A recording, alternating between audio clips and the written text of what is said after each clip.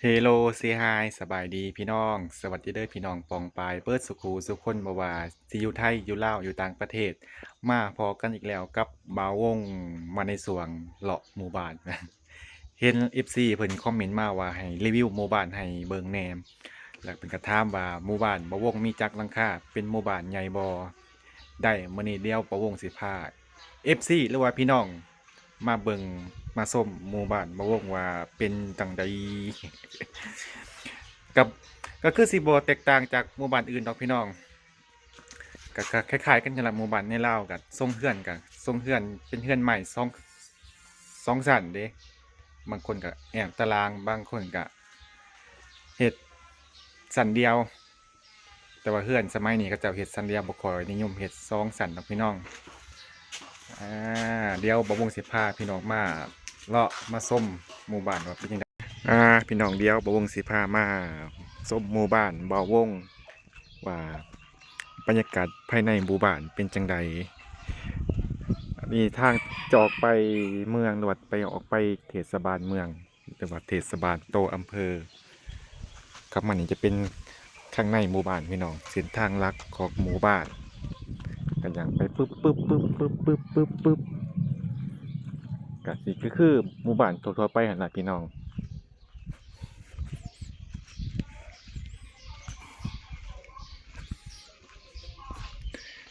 จะเป็นหานขายเขืองของบวงพี่น้องกัน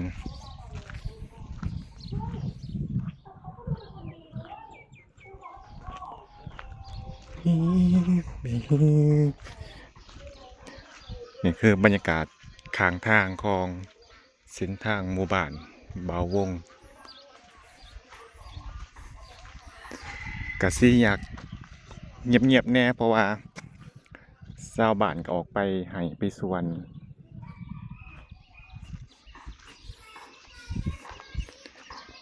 ค่ำๆจังได้พากันเข้ามาบ้านตอนเช้าก็พากันออกไปสวนค่ำมากครับพากันเข้ามาบ้านมารีวิวแบบเฟียวๆ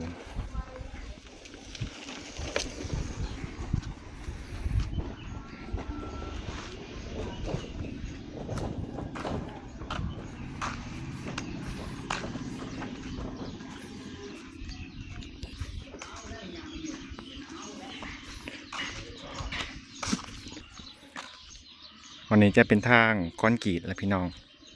เส้นทางคอนกรีตก็จะดีแน่มาทางนี้โอ้ใส่งบประมาณหลายหล่ออยู่ได้พี่น้อง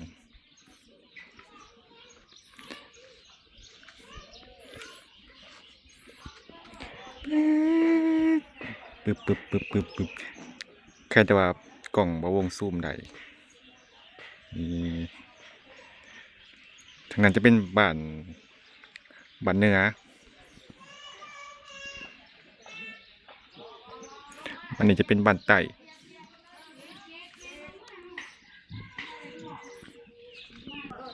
บ่มีจ้าบ่มีแมนหาเงินนี่ล่ะเว้นบ่ฮะตัวกูจะเหยียดถ้ากูเหยียดแต่ละมือแต่ละเว้นปินลงก็ปินขึ้นปินลงมือนะโอ้ยบวกกูจะเหยียดเด้มันละเห็นจ้าอีอืมเป็นยังไงผูไปเกาหลีนะฮะฮะโอ้ยเป็นตาสีไปนำอยู่บนนี่ซะทอนโตได้อยู่บนนี่โอ้ทางนี้กำลังลกผมงอก กับพี่ได้มั้งมาถ่ายกูบ่นี่ แมนใช่จ้ะใช่งามงามเออสบายเขาจะว่ากูโชว์เลยเนาะสบายเนาะสบายแต่ว่าตีมันแหงแรงหน้ากับบได้ออกหน้ากับมันแหงเลย คนประตูแรงแรง เฮ้ยกับบ่มีมันบ่มีเลยนางอยู่เรื่อย เศร้าแพ้วไก่จะได้มาแล้วบ่โอ้ได้เงินวอดมาผากเลยเนาะก็ภายในหมู่บ้านกสิประมาณนี้พี่น้องเพื่อนจีกัน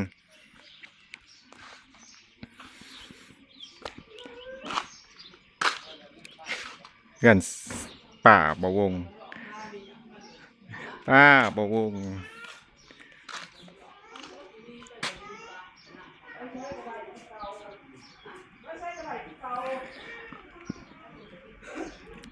ก็สิพยายามเลาะก็คือสิบ่ทั่วดอกพี่น้องบ้านใหญ่เห็น FC เพิ่นถามว่าบ้านบาวงมีกี่หลังคาประมาณ200กว่าได้อพี่น้อง200กว่าบอนที่บาวงอยู่เนี่ยก็เอิ้นว่าบ้านใต้ส่วนบ้านเหนือก็อยู่ทางพูน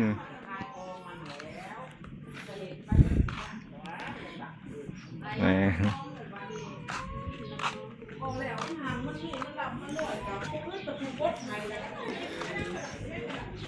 ไปต่อโอ้ยอยากกินหมักหมี่ได้เนาะ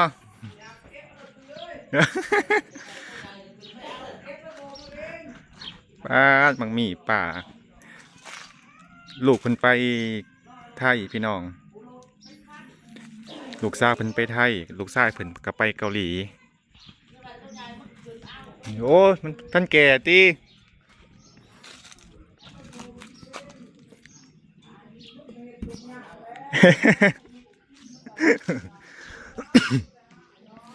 นี่ก็เป็นซอยพี่น้องแต่ว่าบ่าวงอาจสิบ่ได้ลงไปถ่ายให้พี่น้องเบิ่งบ่แน่อาจขากลับอาจสิได้เกี่ยวไปทางนั้นพี่น้องแต่เขาเจ้าก็เปิดเพลงสิถ่ายได้บ่น้อโอ้ยมักฮวงเพิ่นนี่จะทางออกหน้าบ่วงออกทางนี้ก็ได้แต่ก็สิไปเซ่หรือว่าไปภูเขา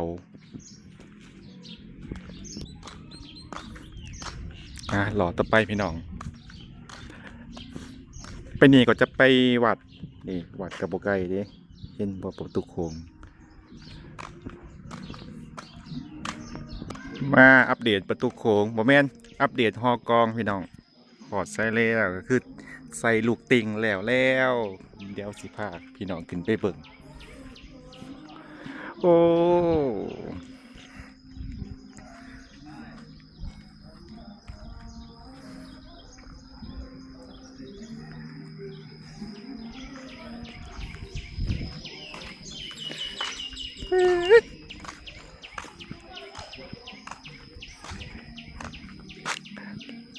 หลายคนก็ถามว่าบ่วงเข้าวัดใดอยู่บ่โอ้ใดคือเก่าเด้พี่น้องใดปกติ คนบุญเด้นี่ทางมันจะไปหน้าบ่วงก็ได้หรือว่าสิไปทางนี้ก็ได้พี่น้องได้คือกันได้ทางสองทาง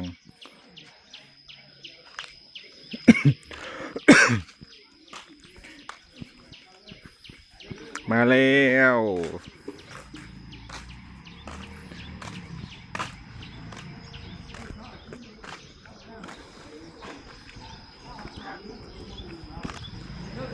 แต่ว่ายังบ่ทันสำเร็จเลยพี่น้องยังท่าอีกหลายวัน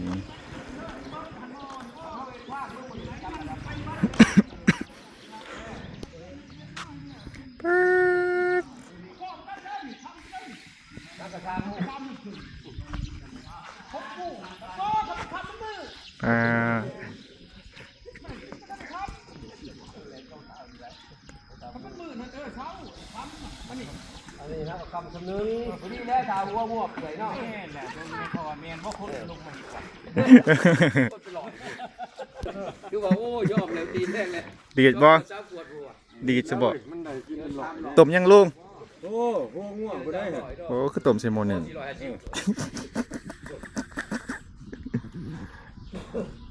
เสบียง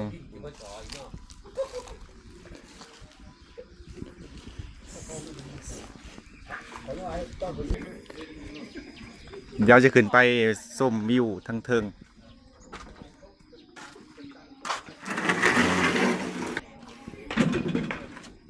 มาอัปเดตพี่น้อง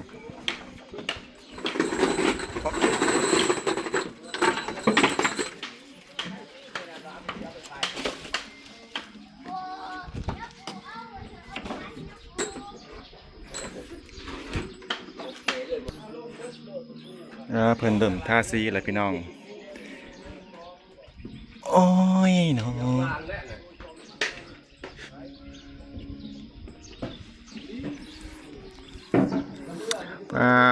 วิวงามดิพี่น้องขึ้นมาข้างเทิงแล้วป้าโธนี่จะเป็นเรือนนาซาวบ่วงแล้วก็เฮือน แม่ใหญ่พ่อใหญ่หรือว่าตากับยายที่อยู่หน้าล่ะพี่น้องเพื่อนเป็นกำลังใหญ่เด้โอ้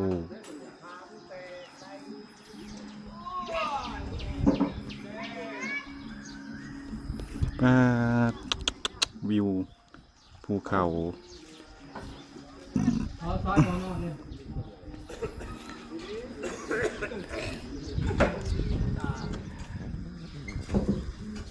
สวยงามได้พี่น้อง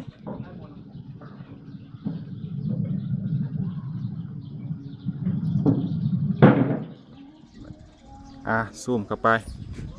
ปใกล้ๆโอ้ยบรรยากาศ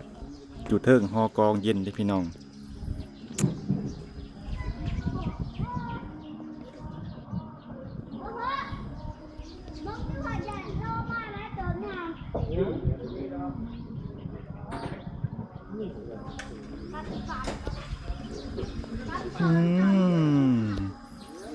กระสูงเติบพี่น้องประมาณ15 เมตร15 เมตรนี่ละนี่คือภาพบรรยากาศบ้านบะวงมุมสูงแต่ว่าอาจจะบ่ได้เห็นเบิดทั้งหมู่บ้านอาจจะเป็นบางส่วนเท่านั้นพี่น้องเป็นกำลังสีเก็บเครื่องใหญ่ๆกลับบ้านพี่น้องอันนี้ก็ค่ำนะเป็นเวลาอยู่3 โมงครึ่งก็จะได้ใหญ่ๆเมื่อเฮือนกับบริจาคเนาะพี่น้องสร้างกับเป็นประชาชนภายในหมู่บ้านเนี่ยมาซอยกันต้นตาลจะเป็นวัสูงครับพี่น้อง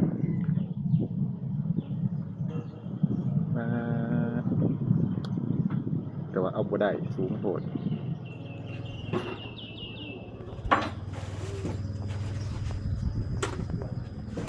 บรรยากาศวิวจากมุมสูง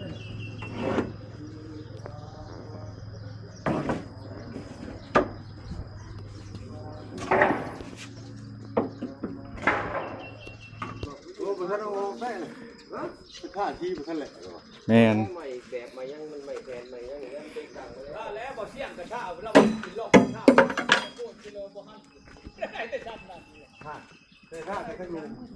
ป้าบักยา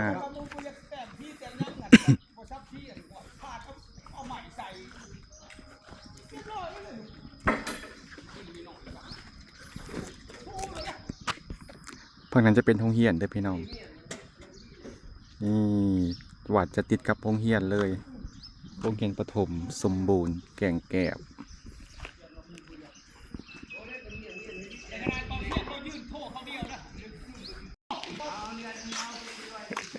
เป็นเลิกเวียกแล้วพี่น้องเลิกเวียกเลิกงานแล้วก็พากันกลับเพื่อนเอากลับมาอัปเดตดูว่ามาพาพี่น้องมาส้มหมู่บ้านของบ่าวงก็เงียบช่วงนี้เพราะว่าย่ำไห้ย่ำหน้าแล้วก็เจ้าก็ลงไห้ลงหน้าไปสวนแต่ว่าคันบ่แม่นย่ำหน้าก็เงียบคือกันพี่น้องเพราะว่ายังเขาเจ้าไปเฮ็ดเวียกอยู่ต่างประเทศไปไทยหรือว่าไปเกาหลีก็หลายไปไทยนี่แฮงหลายเกือบจะแม่นว่าเครื่องหมู่บ้านวัยรุ่นวัยสาววัยหนุ่มนี่บ่มีแล้วพี่น้องอยู่ไทยเบิด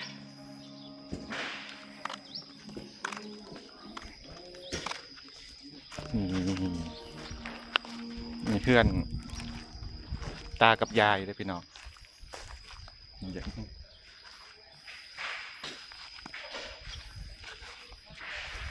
๋ยวขึ้นไปซองอยู่เทิงก่อนเป็นอยู่เพื่อนอยู่หน้าสาวอยู่เหมือนผลมาแล้วโอ้ผลจิตโตคักพี่น้องวันนี้แต่ว่าไล่เฮ็ดออกมาพี่น้องทองผาเป็นแบบนี้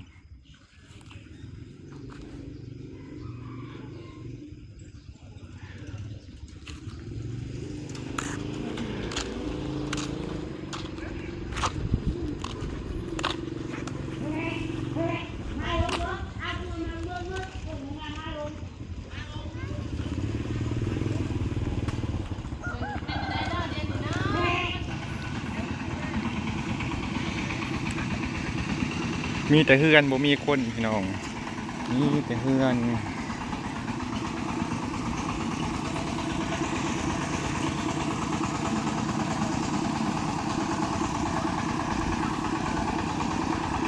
เดี๋ยวบ่วงสิพามาหล่อซอย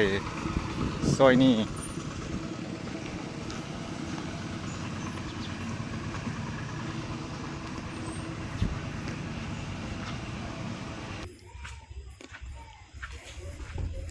นี่จะเป็นเฮือน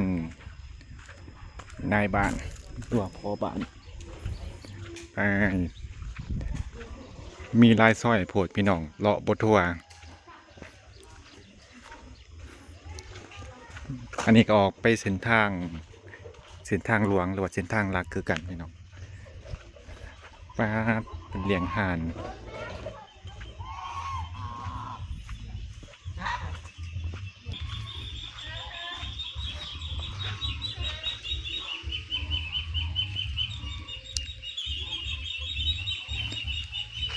ส่วนลายอยู่บ้านก็มีผู้เฒ่าอยู่โอ้กลางบ้านก็เป็นบ่อเป็นหลุม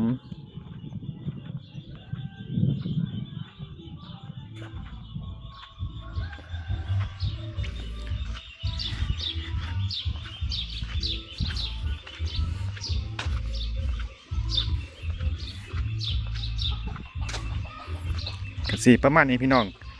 ก็เลาะบ่ทั่วดอกเพราะว่าบ้านเพิ่นใหญ่โพด200กว่าหลังคาเรือนเลาะแต่บ้านใต้เดี๋ยวมื้อหน้าพาไปเลาะบ้านเหนือพี่น้อง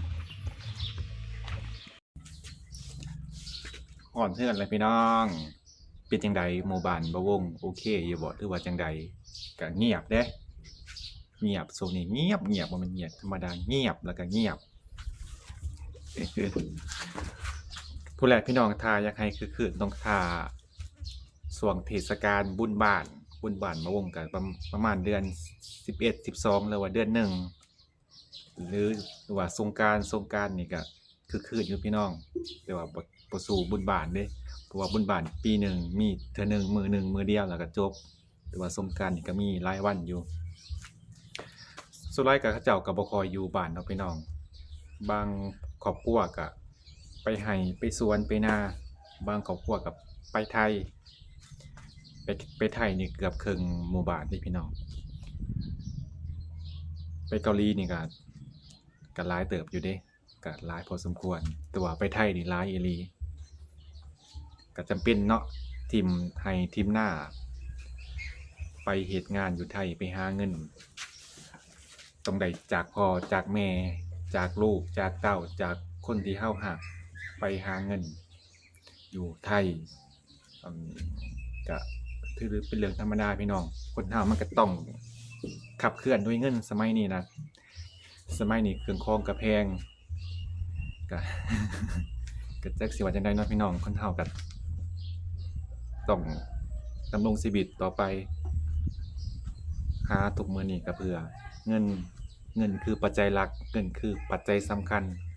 ถ้าบ่มีเงินก็อยู่บ่ได้เด้เพราะว่าหยังนับตั้งแต่มักพริกเกลือแป้งนัวผงชูรสปลาแดกปลาร้าสำปีเครื่องนุ่งของเครื่องห่มของใช้ก็เงินเบิดทุกอย่างพี่น้องเพราะว่าเงินบ่สำคัญบ่วงขอเถียงเด้อเพราะว่าเงินสำคัญที่สุดแต่ว่าชีวิตเฮาก็สำคัญคือกันพี่น้องถ้าเฮาบ่มีชีวิตเฮาก็บ่มีเงินอ้าวถ้าเฮาบ่มีเงินเฮาก็บ่มีชีวิตอ้าวแม่นบ่พี่น้อง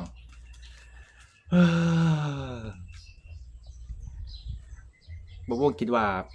หมู่บ้านอื่นก็น่าจะคล้ายๆกันในลาวนี่ล่ะ1เรื่องถนนหนทาง2เรื่องบ้านเรือนนี่ล่ะก็ทรงคล้ายๆกันเบิด3ก็บ่มีคนอยู่เรือนไปหาเงินคือบ่วงว่านั่นล่ะ โอเคพี่น้องบ่าวงก็สิได้จบคลิปไว้เพียงเท่านี้สุดท้ายนี้บ่าวงก็ขอขอบคุณ FC หลายๆที่เข้ามาติดตามคอมเมนต์กดไลค์กดแชร์เป็นกำลังใจให้บ่าวงและเพิ่นก็บ่กดข้ามโฆษณาบ่าวงเด้อโอ้จังไดก็ขอบคุณเอื้อยๆพี่ๆป้าๆแม่ๆพ่อๆทั้งหลายเด้อก็ขอให้ทุกท่านจงมีสุขภาพแข็งแรงร่ำรวยเงินทองเฮงๆปังๆ โอเคพี่น้องเดี๋ยวพอกันใหม่คลิปหน้าเด้อสบายดีบ๊ายบายเยี่ยม